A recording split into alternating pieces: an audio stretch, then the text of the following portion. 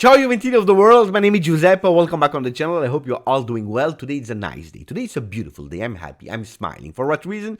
Because we have the opportunity to make Juventini of the world happy. For what reason?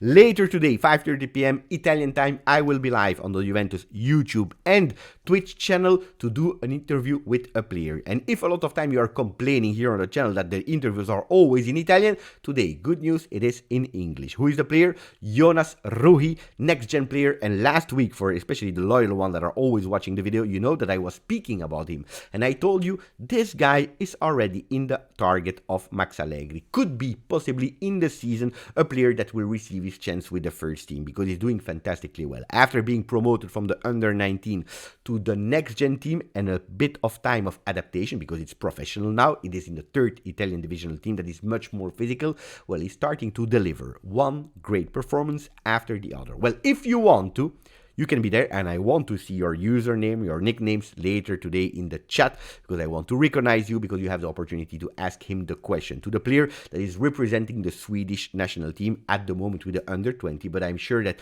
in not that long time ago, he will also represent that first national Swedish team. Other good news, I will tell you in a second. First of all, maximum of like, don't forget to subscribe, you know it costs you absolutely zero, helping me as a content creator so much. The good news of the day is that Pedro Felipe just landed in Casele in Torino airport, and today or tomorrow he will do his medical test to be on loan until the end of the season with Juve, with an option to buy. In Brazil, they are speaking really well about him, and thanks to his physicality, thanks to the way that he's playing, already comparing him to Gleison Bremer. You know, it's really funny because looks like if you are a defender and you want to play at Juventus, the first characteristic before physicality, before vision of play, before man marking is the fact that you need to speak Portuguese. If you don't speak Portuguese, forget about it. You will never become a defender of Juve. Jokes aside, it's really great because we need to reinforce our next gen that are fighting to avoid relegation. Another good news, because today it's one news after the other. You remember yesterday in the second video of the day, I told you that I was a bit worried because they did other additional medical tests to Moiskin, and if that deal would have collapsed, we would have a bit of problem, because we are speaking about new midfielders to add in these last day of transfer market to Juventus. Well, without Keane being successful to Atletico Madrid, or at least to play there, we would miss 500k for the loan, the remaining part of his salary, and probably everything stops there. Well, looks like tomorrow he will officially be presented as an Atletico Madrid player, which is good for us because we can think about the future. Now, I want to come back to the second video I made yesterday. It was a nice video, it was a funny video, not to take that serious. Why? Because it was a reactionary video. I heard the names of Bonaventura and Tucumano Pereyra, and I even recorded immediately without a lot of preparation, giving my feelings. And I told you, you remember, careful what you wish for, because of course if you are linking a 34 and a 33 years old midfielder to Juve, especially one that could potentially come back after his first years with Juve in 14-15, 15-16, I believe, or a 34 years old player, Bonaventura, that is going towards the end of his career, well, of course, it's not the names that you are dreaming about. Well, now I want to go a bit more rational. I want to go a bit more serious about this player. Yesterday, I told you if I have to choose between two, I would go for Bonaventura. Why? Because the characteristics of the players are one that loves to play in the opposition half more than in our half, and he could possibly contribute a bit. Remember that missed goal of Fabio Miretti? I'm sure that if it was Bonaventura that was in front of that goalkeeper, I don't know if he would have scored, but at least he would have gone with the ball on target. And you know, experience, understand Italian, understand the league, can bring something to Juve. Now, yesterday I was reading the comments, and some people were also going for Bonaventura more than Pereyra, but there were some people that were putting all the strategy of Juve in doubt. Hey, looks like we are going back.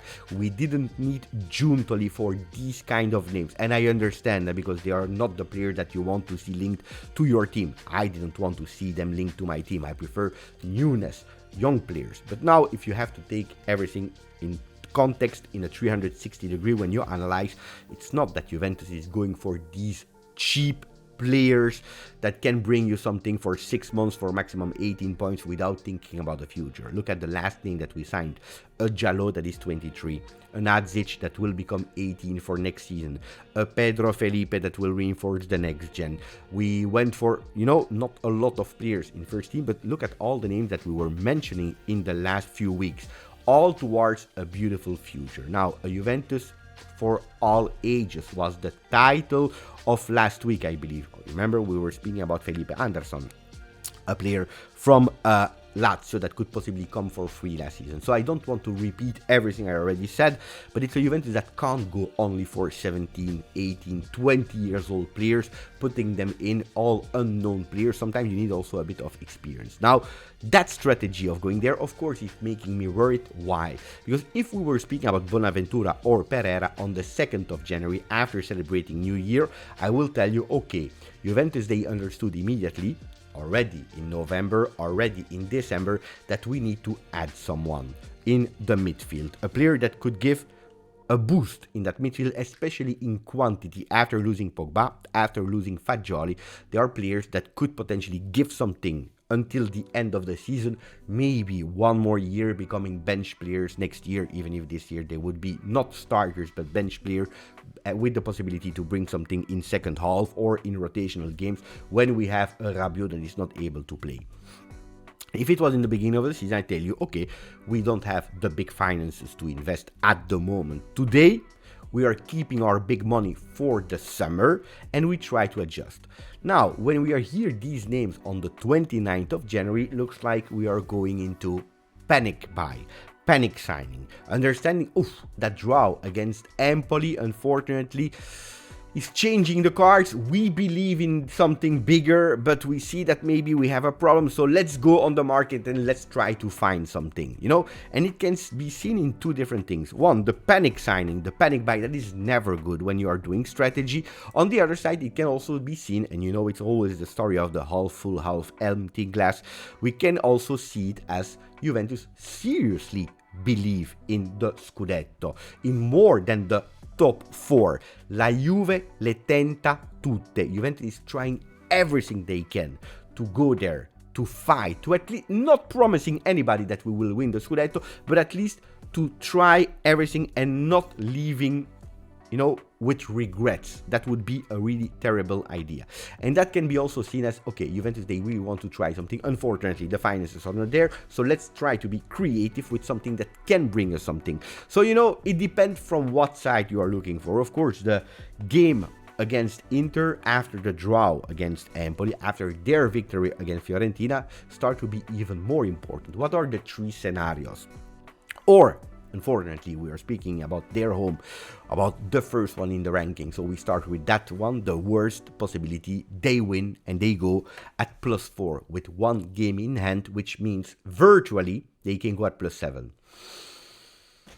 Would be a tough one after match day 23. Or we draw and we remain with what we have now, an Inter at +1 with virtually, if they win their game against Atalanta, it's not said that they will win, but they go at +4. Best case scenario, we win against Inter and we go momentarily at +2. They have a game in hand, they go back at +1. And of course, it is the week of Inter Juve. Gazzetta dello Sport, everyone is starting slowly but surely to really speak about that game. A game that I'm sure even the media wanted to be there with the Juventus victory against Empoli. It didn't happen, so at the moment, the pages are not putting it in big. But they start speaking about it, like Gazzetta dello Sport, comparing the players, comparing the history of that game, because we know it is a big game with a lot of history, a lot of controversy. By the way, an open bracket and closing the bracket, I'm telling you that I would not love to be a referee at the moment and not having the responsibility to go and to whistle that game. That game would be a disaster for whatever referee would go there. But now on the Gazzetta dello Sport, you are putting us 2 men. Barella on one side, Rabiot on the other side. You see an 11, starting 11 with Juventus, with Szczesny, Gatti, Bremer, Danilo, Cambiaso, McKennie, Locatelli, Rabiot, Kostic, Yildiz and Vlahovic. Is this the best possible team for Juve at the moment? Looks like yes. Will all of them be able to start from the first minute? We don't know yet, because we need to understand the physical condition of Rabiot. But like Tuttosport is writing, non c'è Inter Juve senza Rabiot. There can't be an Inter Juve without Rabiot. They are also making a point about the players that will not be there, the most informed players by team and also the least informed players by team. For Inter, the one that will surely miss the game this time is Juan Cuadrado. For Juve, De Sciglio, Fagioli, Pogba, and also now with the red card, Arkadiusz Milik. So one player missing, 4 players for sure missing for Juventus. Who are the most informed from Inter? Pavard, Çalhanoğlu and Lautaro Martinez. Lautaro Martinez is not stopping scoring after the Saudi Arabia goal that he was able to give them the cup, the Supercoppa. He scored also that 1-0 victory against Fiorentina.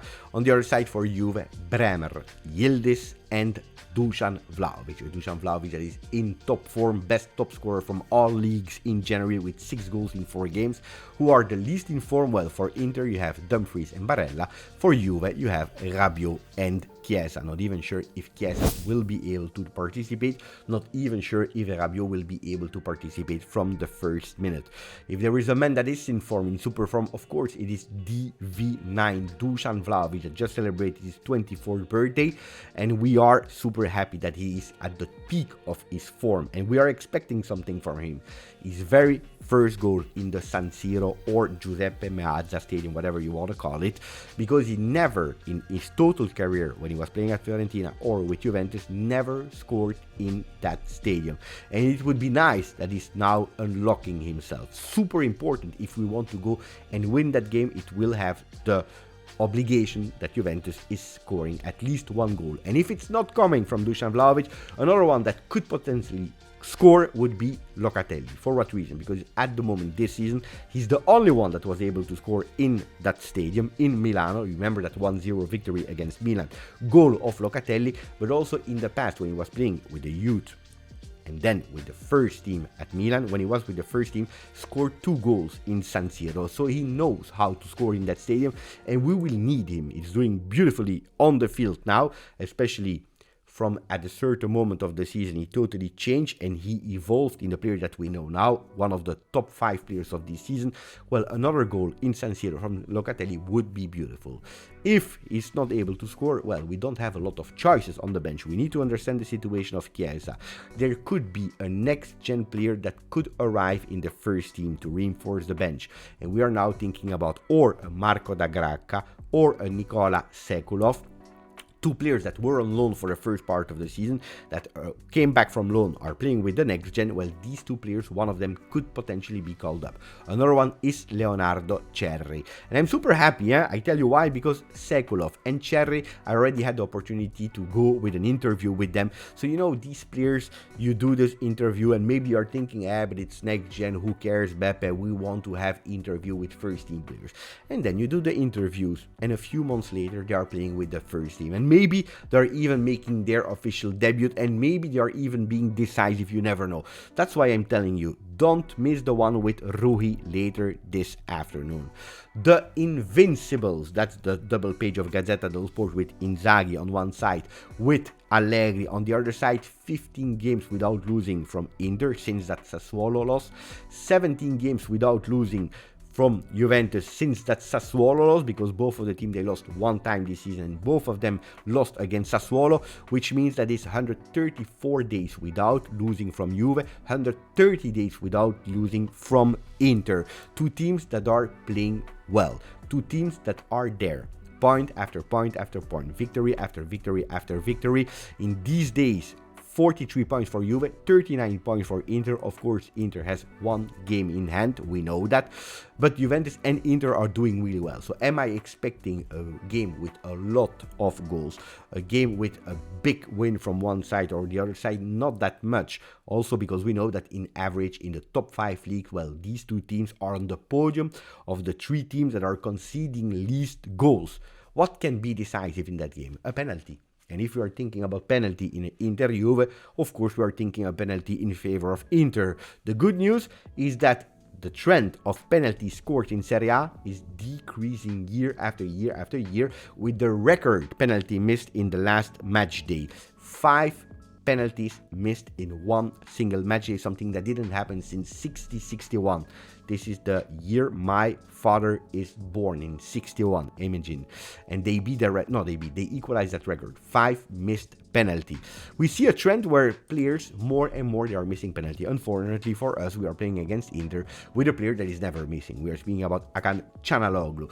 13 penalty consecutively scored. There was one penalty that he missed in 2022, and it was against Juve. Unfortunately for us, he had to retake it, and then he scored. So Çalhanoğlu is never missing. And if we are speaking about goalkeepers, well, the ranking of the most penalties saved in Serie A in their total career, we see 2 Inter goalkeepers there at the top. The first one is Samir Handanovic with 26 penalties saved, 24 for Gianluca Pagliuca, ex-Inter goalkeeper, and he also played at Bologna, for example. Andrea Consigli, Marchegiani, and then you arrive at the 6th position, Gianluigi Buffon with 15 in Italy. He saved more for Juve, but it was in international competition or in Coppa Italia. 15 for him, 26 Handanovic, 24 Pagliuca. And Pagliuca, he spoke today in Gazzetta dello Sport saying, oh, the strikers looks like they are trying to become phenomenal. They are trying for the aesthetic way of taking a penalty, while,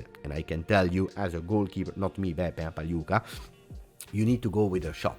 We need to go without blah blah, without blah blah, concentration to the level, go with full power shot. This is what working for a penalty. Then you can put it on a side, on the other side, whatever you want to, but you have to go with confidence, you have to be secure and not trying to do the phenomenal, especially because the goalkeepers are studying you, and if you go with a shot at 12 km/h, like it happened of Gonzalez, well, at a certain moment the goalkeepers, they study you, and it's much more easy for them to save them, and I totally agree with him. We finish with the game of yesterday. Salernitana 1, Roma 2. 2 consecutive wins for Daniele De Rossi since he's replacing Mourinho.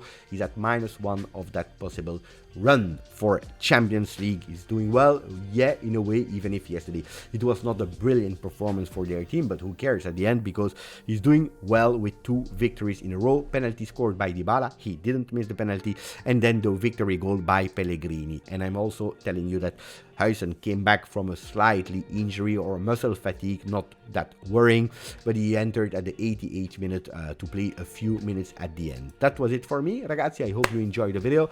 Later today, I repeat you, I will be on the Juventus YouTube and Twitch channel, so no excuse to tell me that I don't have Twitch. We will be live. Check it and you will, I'm sure, enjoy it. Grazie, forza, Juve.